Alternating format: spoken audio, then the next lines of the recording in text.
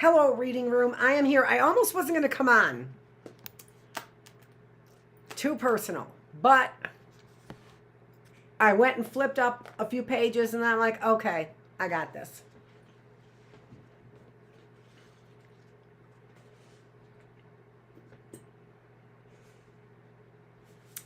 Later, Jack just left. I met him in the driveway and unlocked my SUV.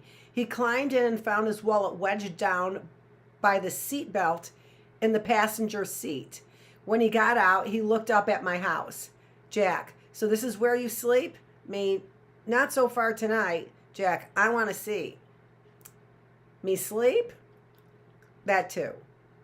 I took his hand and led him up to the front porch. The sprinklers were dripping water all over the yard, and my bare feet got wet as we ran between them. When we walked through the front door, I told him I was breaking the rules. What rules? No boys in the house when there isn't an adult present. Jack, I turned 18 in October. Does that count? Me, no. I guess I should go. No. You'd break the rules for me? Just a little. Mom gets off in an hour. I gave him the grand tour, but didn't linger here in my bedroom, even when he sat down on my bed. Something about it felt like it was too much.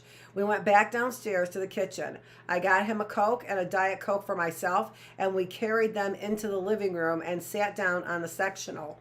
I leaned over his legs to grab the remote, and he wrapped his arms around me, then lay back on the couch, easily swinging me on top of him. Then we were kissing, and the remote and the Cokes were forgotten. It was like we were right back on the deck of the boat at Lake Powell, only this time my shirt came off too. Uh-oh. When it did, he took a deep breath and lay back as his hands gently caressed my arms. The only light was from the moon leaking in through the window. It turned our skin a pale blue in the dark living room, and as he pulled my face gently back towards his lips, he breathed, "You are so beautiful." Who knows what other articles of clothing might have come off if I hadn't had the sound turned up on my phone and heard the text message. Headed home now. Need anything? That's Mom. Mom, headed home now. Need anything? Me. No thanks. Sleepy. See you in the AM. Jack rolled over on his stomach when I texted her back and lay there for a second while I put my t-shirt back on. Jack, I have to go home now, don't I? Me. Well, you don't have to, but if you don't, my mother may kill me while you watch when she returns. Jack, I'd never forgive myself. Me. Then you might want to think about putting on your shirt. He pulled his t-shirt on in a hurry and sort of tugged the hem down past the waist of his shorts. Me, laughing. Little riled up, are we? Jack, hey, that's your fault. Me, I will not stand for these wild allegations. He put an arm around my shoulders as I walked him to the front door, and we stepped out onto the porch. Jack, thanks for the tour. Me, thanks for coming by. Didn't know I'd see you again tonight. Jack, I did. Me, really? Jack, what do you think? I left my wallet in your car? What do you think? Why do you think I left my wallet in your car? Then a kiss and a wink, and he was gone. Saturday, June 30th. Can't look yet. The only thing missing from my birthday last night was Dad. It's strange, but I can't remember a birthday without him. Because my birthday is never during school, he'd always take the day off from work and at the dealership so we could have the whole day together. Every year, for as long as I can remember, he always made chocolate chip pancakes for breakfast. He'd drop the chocolate chips in after he'd pour the batter to arrange them in the numbers of whatever birthday it was. Yesterday was 16, but no chocolate chips, just a text from Dad. Happy B-Day. Call me when you can. XO. I haven't talked to him yet. I feel guilty about it. I should at least call him and thank him for the car, but I haven't done it yet. Every time I think I'm ready to go, Mom traipses into the kitchen looking like a zombie, and it makes me angry on the inside. Not burn down a building angry. It makes me just angry enough to put down my phone. Dad was always the one up and Adam on weekend mornings. He liked to go to the gym before he went to the dealership. He was usually back making breakfast by the time I woke up on Saturdays, and because Mom usually works Friday nights, it was just him and me eating omelets and talking on Saturday mornings. When I got his text yesterday morning, I was lying in bed listening to the silence of Mom sleeping late. My heart started pounding in this weird way, like I was going to be in trouble or something. I poised my thumbs over the screen to tap a message back to him, but I didn't know what to say, and I realized I was holding my breath. I took in several long, deep breaths like I do when I find my rhythm running. It helped my heart to stop pounding so hard, and I sent him a little smiley face back. Maybe it's a start. I didn't have high hopes for my birthday last night, but Mom managed to surprise me. Not only did she take Friday night off, she was dressed and looking nice when I got back from my afternoon run with Vanessa and Jeff. To top it all off, she sprang a surprise on me. She'd called the whole gang and invited everyone over for taco night. She had a gigantic devil's food cake in the oven, and the whole house smelled so good, my head got sort of light and loopy. I realized while I was standing in the kitchen with Vanessa and Jeff that I hadn't had a single bite of anything cake-like since that donut Jill's mom caught me eating on the boat. I made a decision right then and there that I was going to enjoy my birthday and just not care about the calories for one day. Vanessa and Jeff arrived at the same time that Jill and Rob showed up. Jack appeared on the front steps 5 minutes later with a fistful of flowers. They were long-stemmed red roses, so bright and beautiful that they took my breath away. Let me stop here and say that I've only seen men arrive with flowers in movies. I've been trying to remember a time when my dad arrived at the door with flowers for my mom or me, and I simply can't. Typically, when he showed up with a surprise, it was a car of some kind. As I stared at Jack's blue eyes twinkling over the tops of the roses, I decided that flowers were better than an SUV any day. Mom's tacos are delicious. They always are. There's something about the way she seasons the meat that knocks them out of the park. Everybody but Jill loaded up a big plateful. Jill took half a spoonful of ground beef and a sprinkling of shredded lettuce. Mom and the boys were back in the living room plugging the old video camera into the television so that my annual birthday humiliation of watching videos of myself as an infant would commence. I'd almost made it across the kitchen to where the great room becomes the living room on the other side of the island when I heard it. Vanessa to Jill, is that really all you're going to eat? Jill quietly, that's your limit. Vanessa, what? Jill, you get one comment about what I'm eating tonight, Vanessa, and that was it. Vanessa, I just want to make sure that, Jill, mind your own business. I kept walking. Jill can hold her own. I had a headache and a stomach ache this morning when I woke up. I think it was all sugar and calories. I had 3 tacos and 2 pieces of cake last night. It was so good I felt like I was high, or what I imagine it might feel like to be high. I've never smoked anything in my life. Hold on, I gotta get that because it's probably my heat.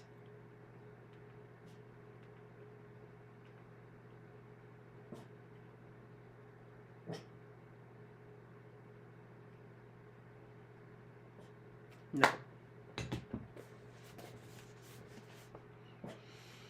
Later, weight 126.5. I just got on the scale in Mom's bathroom. May Day, I was still at 125.5 on Thursday. Then I ran yesterday. I gained a full pound overnight just from that crappy birthday cake and those damn tacos. Mom was downstairs making coffee when I went into the kitchen earlier, and she was all chipper and smiling and asking if I wanted to try on the new outfit she bought me. She even wanted to make me breakfast. I poured a mug of coffee and told her I had to wake up before I could eat anything else. The cake was still sitting out, and she lifted up the tinfoil and swiped a large chunk of it off the side of the plate. Watching her lick the fudge frosting off her fingers almost made me throw up. I sort of wish I had. What was I thinking last night? I ate like I was going to the electric chair. The worst part is that I knew I let Jill down. She was so disciplined and didn't eat a single bite of cake, but still seemed to be having a great time with the rest of us. That's just it. I still think I need to eat food to be having fun with everyone else. The truth is, I don't want to be like everyone else. I want to be different. The reason Jack likes me is not because I look like every other girl. It's because I look different from any other girl. Last night, everybody else left around midnight, and I walked him outside to the car. He leaned over and kissed me for a long time and told me I was different from any girl he'd ever gone out with before. I intend to stay that way. As soon as Mom left, I took the cake and dumped it into the kitchen trash can, then handed the trash bag outside and tossed it into the garbage can on the side of the garbage. I don't need to have that in the house, and Mom certainly doesn't need to be sneaking bites from it all day and night. She'll end up eating the whole thing, and more devil's food on her thighs is not what she needs right now. My head is pounding. I feel bloated. This is the price I pay for not sticking to my guns yesterday. I'm so stupid. I know better than this. I could see it in Jill's eyes when I got the second slice of cake and was licking the frosting off my fork. She gave this little smile, this sad little smile, as if she was saying, "Are you sure this is worth it?" The answer is no. Nothing is worth feeling like this.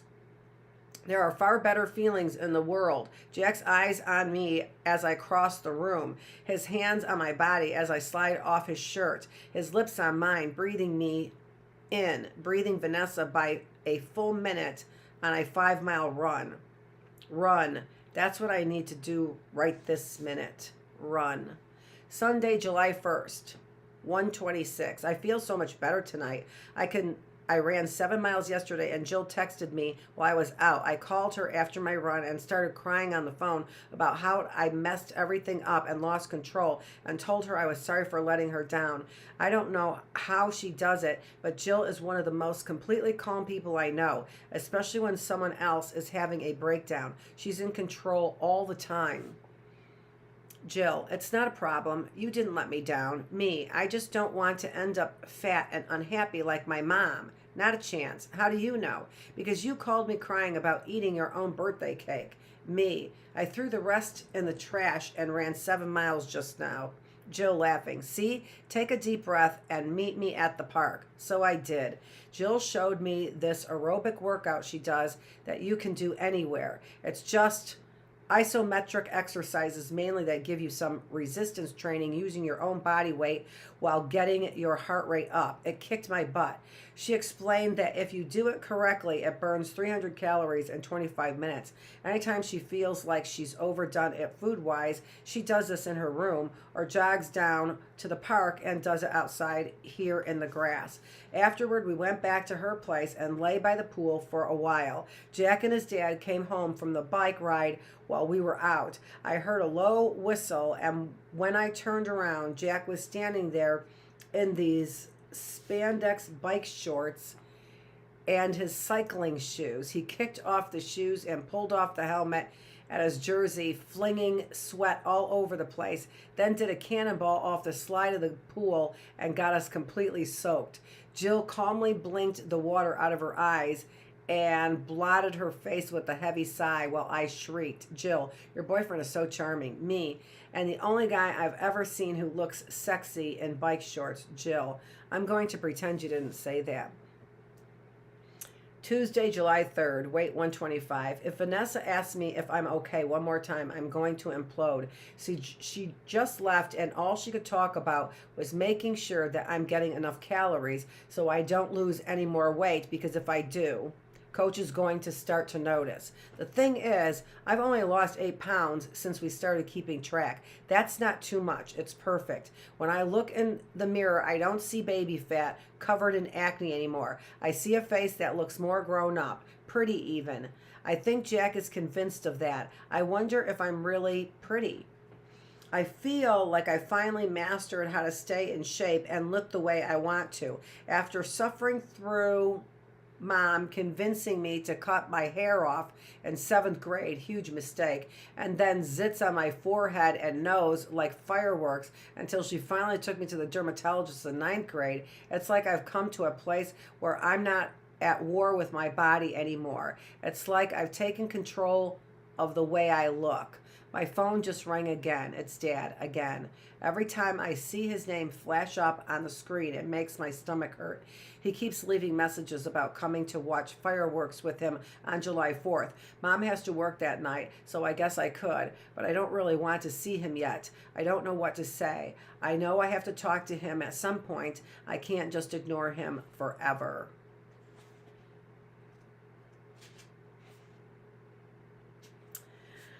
Okay, it's going to take a little bit for me to stomach the next weight, which is 124.5. So we will be back on Killer Tuesday with more from our story, Letting Anna Go, by an anonymous writer. Thanks for joining me.